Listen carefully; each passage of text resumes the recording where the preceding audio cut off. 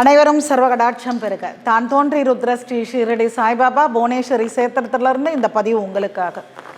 வரக்கூடிய கடைசி மார்கழியினுடைய கடைசி வெள்ளி, இந்த வெள்ளியும் போது நம்ம செய்யக்கூடிய வழிபாடு, அதே நேரம் தேவர்களுடைய பரிபூர்ண அனுகிரகம், ஆண்டாளனுடைய ஆசிர்வாதம், திருமணம் நடைபெறாத பெண்கள் ஆண்கள் இவங்களுக்கு திருமணம் நடைபெறத்துக்கு உண்டான ஒரு நல்ல வழிபாட்டு முறை, இதை பற்றி தான் பார்க்க போகிறோம். அதாவது மார்கழி என்றாலே வழிபாட்டுக்குரிய ஒரு மாதம்.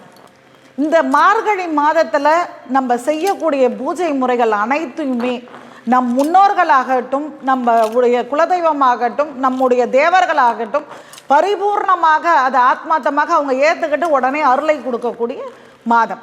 அப்படிப்பட்ட மாதத்தில் நம்ம காலையில் எழுந்திரிச்சு கோலம் போடுறோம். பூசணிக்கு சில இடத்துல சாணியை வைத்து பூசணி பூ வைக்கிற பழக்கம் உண்டு. எவ்வளோ விஷயங்கள் இருக்குது. அந்த முறையில் இந்த கடைசி வெள்ளி இல்லையா, இந்த வெள்ளி அன்னைக்கு என்ன பண்ணணும் அப்படின்னா, பச்சரிசி மாவினால் இல்லம் முழுக்க, வாசல்லேருந்து இல்லம் முழுக்க உள்ளெல்லாம் பூஜை அறையெல்லாம் நல்லா அலங்காரமாக கோலங்கள்லாம் போட்டு காவியெல்லாம் அதுக்கு கலர் வண்ணம் பூசி எல்லாத்தையும் பண்ணிவிட்டு 2 குத்து விளக்கை எடுத்துக்கணும். அந்த 2 குத்து விளக்குக்கு பாவாடை கட்டி அதை ஒரு அம்மனாகவே அலங்காரம் செய்ய வேண்டும். அதுக்கு மேலே அதாவது கீழே பார்த்தீங்க அப்படின்னா 2 தாம்பால தட்டு, அதற்கு மேலே மந்தார இலை, அந்த மந்தார இலைக்கு மேலே பார்த்தீங்கன்னா சோழிகள். இந்த சோழிகள் கண்டிப்பாக பார்த்தீங்கன்னா இந்த பீச்சிலெல்லாம் கிடைக்கும். அந்த சோழிகளை என்ன பண்ணுங்க அப்படின்னா, கூடுமானம் மட்டும் ஒரு கைப்பிடி, ஒரு குத்தவலக்குக்கு ஒரு கைப்பிடின்ற மாதிரி 2 குத்தவலகுக்கு 2 கைப்பிடிகள் சோழி கண்டிப்பாக தேவை. அந்த மந்தார இலை மேலே அந்த சோழியும் மருதாணி விதையும் அதற்கு மேலே கொட்டி 2 இடத்துல வச்சுக்கணும். அதுக்கு மேலே அந்த குத்த விளக்கு நல்ல ஒரு அலங்காரம், அதற்கு மாலையெல்லாம் போட்டு அலங்காரம்லாம் பண்ணி அதை வைக்கணும். அதில் என்ன பண்ணணும்னா, இலுப்பை எண்ணெயும் புங்க எண்ணெயும் சேர்த்துக்கணும். இலுப்பை எண்ணெய் பார்த்தீங்க அப்படின்னா குலதெய்வத்தின் அருளை பரிபூர்ணமாக தரக்கூடியது.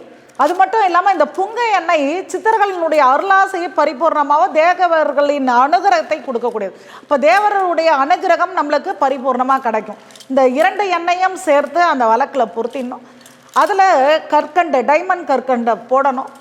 ஒரே ஒரு துளி கஸ்தூரி மஞ்சத்தூள் 2துலேயும் போட்டுட்டு மாதுளை முத்துக்களை நெய்வேத்தியமாக 2 பக்கம் வைத்து வெத்திலை பாக்கு இதெல்லாம் வச்சிடும். அந்த இதுவில் சொல்லி பார்க்கும்போது பார்த்தீங்கன்னா ஒரு 9 கைலி, அதாவது லுங்கி, கைலின்னா லுங்கின்னு சொல்லுவோம். அந்த லுங்கியை என்ன பண்ண 9 லுங்கியை வைத்து அந்த ஒவ்வொரு பாக்கத்தட்டுலையும் ஒவ்வொரு லுங்கி வைக்கணும். வெத்தலை பாக்கு, வாழைப்பழம், சுண்ணாம்பு. ஏன்னா தாம்பூலம்னா சுண்ணாம்பு சேர்த்து தான் தாம்பூலம்.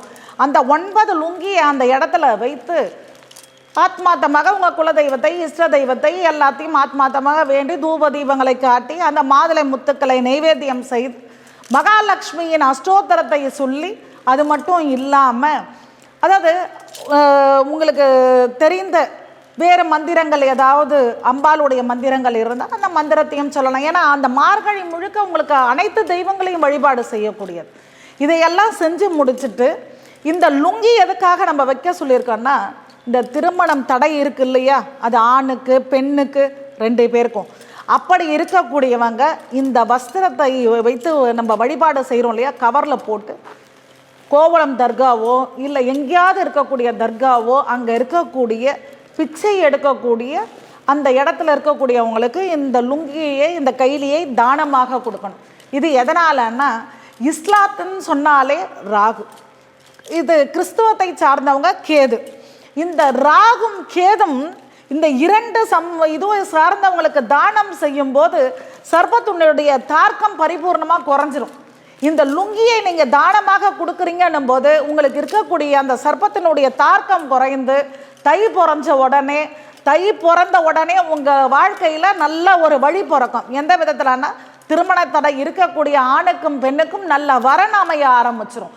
இந்த முறையில் பண்ணும்போது 2 விஷயங்கள், குத்தவலக்கை வைத்து நான் சொன்ன சோழி மருதாணை விதை மூலமாக செய்யக்கூடிய பூஜையில் அந்த வீட்டில் மார்கழி மாதத்தின் கடைசி வெள்ளி அன்று சுக்கிரனுடைய அனுகிரகம் பரிபூர்ணமாக பெற்று சுக்கிர யோகத்தை அடையக்கூடிய தன்மையும், திருமணமாகாத ஆண் பெண்களுக்கு கண்டிப்பாக திருமண தடை நீங்கி அவங்க வாழ்க்கையில் நல்ல மாற்றங்கள் இந்த தானத்தின் மூலமாகவும் கிடைக்கும்.